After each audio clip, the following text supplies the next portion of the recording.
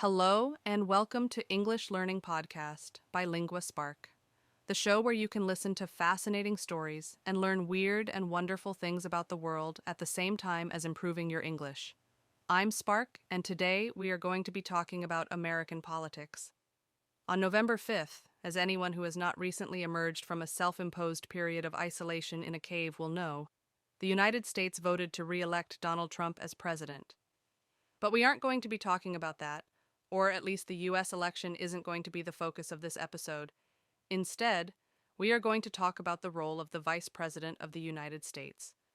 We'll look at what the Vice President actually does, how the role has evolved over time, and why this Vice President might just be one of the most influential ones in American history. Okay then, let's get right into it and talk about Vice Presidents. In the hit political drama, House of Cards, the Machiavellian protagonist, Frank Underwood, hatches a plot to become president. Through a mixture of political manipulation, blackmail, and deal-making, he manages to become vice president. He uses this as a position to weaken the sitting president, his boss, and then claim the top job for himself. He seems to be on top of the world, but makes a fatal miscalculation by choosing as his vice president his equally ruthless wife.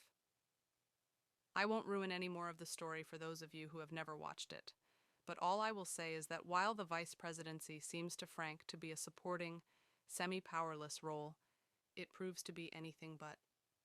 If you haven't ever watched House of Cards, I would highly recommend it.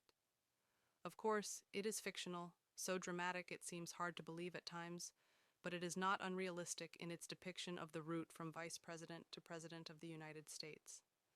To be precise, out of the 46 individuals who have held the role of President of the United States, 15 of them, 1 in 3, were previously vice presidents, or VPs, as they are more commonly known. And now is a particularly interesting time to talk about the vice president. Last month, the sitting vice president, Kamala Harris, lost her bid to succeed Joe Biden and become the 16th person to transition from vice president to the Oval Office. Even the fact that she ran for president was a matter of contest. Her president, Joe Biden himself a former vice president, had pulled out of the race over questions about his age and mental agility, and there were commentators who complained that she had become the Democratic presidential nominee almost by default, that there hadn't been a proper leadership contest. And, on the Republican side, it is an interesting time to talk about the role of the vice president, because when Donald Trump is inaugurated, on January 20th, 2025, he will be 78 years and 220 days old, half a year older than Joe Biden was at his inauguration. Assuming that he finishes his 4-year term, he will be almost 83 years old. No matter your opinion about Donald Trump, his politics, and his character, there is no denying that this makes him an old man and makes the choice of who would replace him were he unable to complete his term all the more important. As you will know, there have been several presidents who have died in office, 8 to be precise. Of these 8 presidents who died in office, all of them were at least 10 years younger than Donald Trump. And yes, you might point out that of those 8 who died in office, half were assassinated, so it has nothing to do with age. But the counterpoint to this is that there have been at least 2 assassination attempts on Donald Trump in the past year alone. So there are a few factors meaning that there is an even greater reason to pay attention to the person who is a heartbeat away from the presidency. This is, of course, the main role of the vice president. In the event of the president's death, the vice president automatically becomes president. No debate, no election, the vice president becomes president for the remainder of the president's term in office. But let's assume that Donald Trump does serve out his term in office. He cannot run for president again. The 22nd Amendment, which states that a president can serve a maximum of 2 terms, prevents this from happening.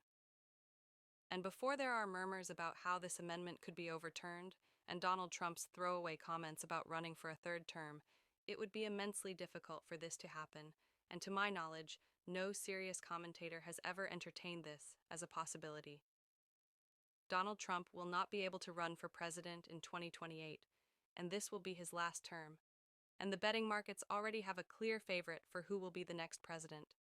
J.D. Vance, Trump's VP, his pick for vice president. As of last week, so months before he will assume the vice presidency, Betting sites are suggesting that J.D. Vance has a 40% chance of being elected president in 2028. He is young, charismatic, the natural successor to Donald Trump, and he has the next 4 years to appeal to the American public and demonstrate his abilities in a way that Kamala Harris did not. That's the reason to talk about the vice presidency today. It is potentially more important than ever before. So, what does the vice president actually do, other than assume the duties of the president if they die or are incapacitated? Well, it's a bit of a cop-out answer, but it really depends. The vice presidency is a strange sort of role, one that can be incredibly powerful or practically irrelevant, depending on the president and the political landscape at the time. In theory, it's an essential part of American democracy, a safeguard to ensure continuity of government. In practice, though, it's a position that's evolved in fascinating and, sometimes, contradictory ways. When the role of vice president was first created, it was almost an afterthought. Originally, the vice president wasn't chosen by the president or running as part of a team, as they are today. Instead, the candidate who came second in the presidential election automatically became vice president. This often meant that the president and vice president could be political opponents with very different ideas. Imagine, for example, Donald Trump having Kamala Harris as his vice president, or vice versa. Not surprisingly, the Founding Fathers didn't envision the vice president as a powerful figure. Since the role went to the runner-up, it wasn't intended to hold much influence. To reduce the chances of two rivals ending up in office together, the process was changed 25 years later with the 12th Amendment in 1804. This amendment established that people would vote for the president and vice president as a pair, much like they do today. Since then, the presidential candidate has chosen a running mate who might appeal to a particular segment of the population, maybe younger voters, women, people from specific backgrounds, or voters in key electoral states. But what does the vice president actually do? Constitutionally, what is their role? Well, partly as a hangover from when the role was created, there are only two mandated functions. The first is, as we've said, to act as a backup for the president, to step up if the president is incapacitated or dies. And the second is to preside over the Senate and cast a tie-breaking vote when needed. As a quick recap of how the American government works, there are three branches: the executive, which is the president, the House, and the Senate. The vice president has particular responsibility over the Senate, in that they have the deciding vote in the event of a tie. The U.S. has 50 states, each with 2 senators, so there are 100 seats in total. If there is a vote on an issue and it is a tie, it is 50 votes for and 50 votes against. The VP casts their vote to decide the outcome. Perhaps it sounds unlikely, but it happens a lot. To date, there have been 301 times that a VP has been required to do this.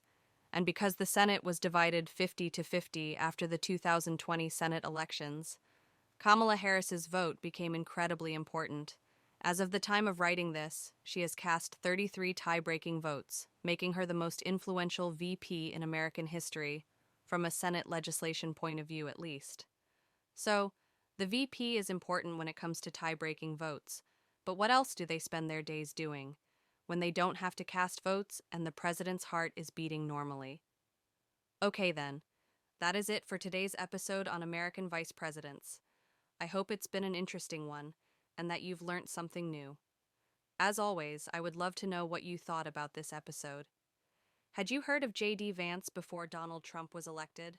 What do you think about him, and what do you think about his chances of becoming president in 2028? You've been listening to English Learning Podcasts by Lingua Spark. Stay safe, and I'll catch you in the next episode.